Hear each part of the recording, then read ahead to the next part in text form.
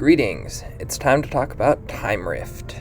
So, I've been seeing a bunch of people saying that the Time Rift change in 1.20 was a nerf to Time Rift. So, I wanted to address those claims because I saw the Time Rift change as a incredible buff to Time Rift, and I wanted to voice those ideas to that. But before we can talk about Time Rift, we have to talk about, well, what makes Time Rift special.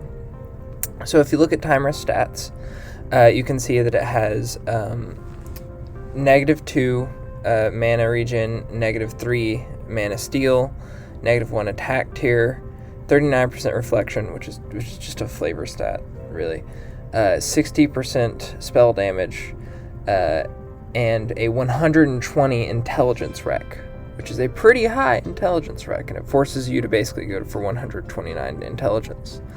But the thing that makes Time Rift special is sorcery. Now, to talk about sorcery, let's go back to 1.19. And in 1.19, Time Rift was a little different. It had max 78% spell damage and 105 intelligence recs. And that's why people are saying it's a nerf to Time Rift, because the 1.19 Time Rift had more damage and a smaller rec than the 1.20 Time Rift. But the sorcery ID was a little bit different in 1.19. So while it still had a 30% chance to cast spells, to recast spells, the spells that it casted canceled the spells that you are casting right now. So if you tried to, rather, your spell combos got canceled. So if you were right, left to cast Meteor, and then you tried to right, left to cast Heal, if the Time Rift recasted Meteor, your spell cycle would be messed up and you would be stuck, like you would be stopped from casting Heal halfway through your spell combo. So that was a huge thing that held Time Rift back in 1.19, and the crazy thing that 1.20 did was it removed that completely. It removed the cancel casting. And now that's crazy, because in 1.19, Atlas Inc. members said all the time that if that was removed, Time Rift would be overpowered in that sense. And the damage drop to 60% and the rec change, that's not even close to the huge buff that it got in being able to freely cast spells with sorcery ID. However, there was, the Shaman totem nerf where you can't just cast like 50 totems because of Time Rift. Yes, that got nerfed. You can't totem stack anymore as Shaman, but like Shaman got drop kicked this update. So overall I think Time Rift got a buff, even if it did come with the price of Shaman getting drop kicked. But let's look at how Time Rift can affect your actual gameplay. So, the 30% chance to recast your spells. How does that affect your damage? Well, you would expect, it would just be a 30% damage increase across the board. You would think that it would increase your DPS by 30%. Well, not exactly, because Time Rift actually cascades.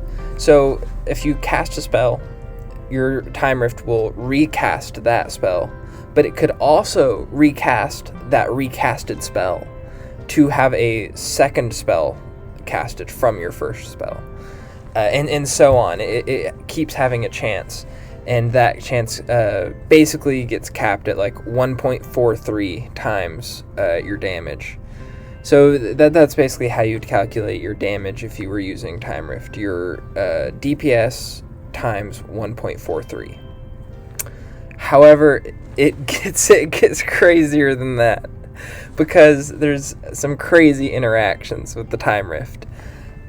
Specifically, the craziest mechanic in Wynn, in my humble opinion, curse and courage stacking. So in this video, actually, the gameplay in the background, you're seeing me play a courage stacking gameplay. And so what happens? So if you didn't know, the fire and water weapon powder specials can actually stack. So just because you have one courage cast, it doesn't mean that you can't have another courage casted on top of that.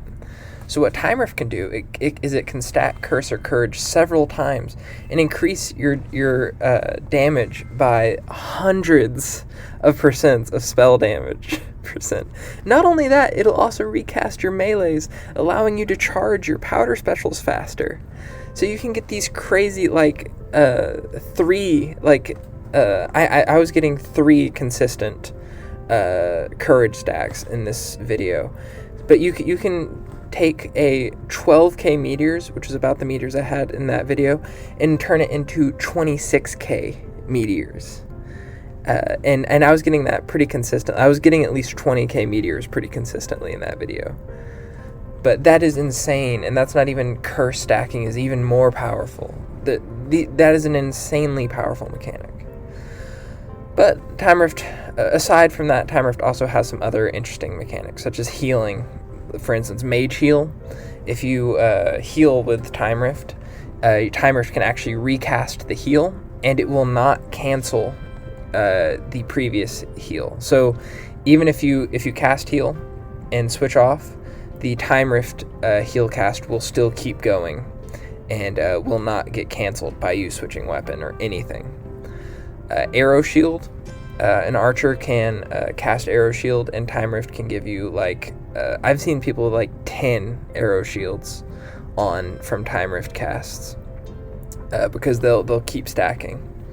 But if you switch off your weapon, the Arrow Shields will go away. And Meteor and Aura. So if you play Mage or Shaman, you know that when you cast Aura or Meteor, it cancels your previous Meteor or Aura. That is not the case with Time Rift casted Meteors and Auras. They do not cancel the previous Aura or Meteor, so that's why in the video you can see several Meteors are landing at the same time as I'm fighting the eye. However, you may be asking, well, if all that's true, why don't people use Time Rift all the time? Well, partly because it's a little bit hard to deal with the negative mana regen and negative mana steal while also getting tanky and having survivability and stuff, especially with the now 120 rec on Time Rift. A big major one, though, is also movement spell recasts. So unless you're like Archer, it's a real penalty to not be able to trust your movement spells. I know, especially playing with Warrior Time Rift, it was really hard to control my movements, and I kept charging right into eye lasers and stuff. So that's basically why it's not used more often. I also think that people don't know much about courage or curse stacking, but it's an incredibly powerful mechanic, and I think it definitely deserves to be known about more. Well, have a good one, and I hope you like this video.